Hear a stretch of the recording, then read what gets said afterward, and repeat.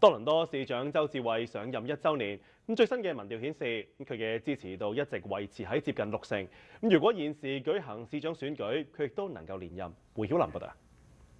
Liaison Strategies 喺今個月7至8號對858名嘅多倫多居民進行調查，數據顯示多倫多市長鄒至蕙喺市內有59%嘅支持度，雖然比上年啱啱上任時嘅73%降低，但比起今年4、5月時嘅低點52%回升。民調分析指，鄒至蕙任內最大嘅事情就係推出新嘅稅項。雖然多倫多市民知道市府財政狀況欠佳，但市民亦都面臨生活成本上漲嘅問題。預算推出之後，可以見到民意大幅下降。民調顯示佢喺市中心嘅支持度最高，有64%，其次係63%嘅北約克同埋55%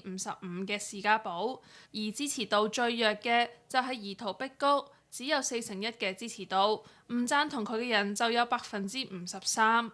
喺各個議題嘅工作滿意度上，鄒至蕙喺公共交通同埋同各級政府關係嘅滿意度最高，但喺交通擠塞同埋罪案方面嘅支持度就較低。而市民最關注嘅議題就係可負擔房屋同埋罪案。可負擔房屋嘅擔憂由年初嘅36%降至30%，但罪案方面嘅關注就由17%升至2成半。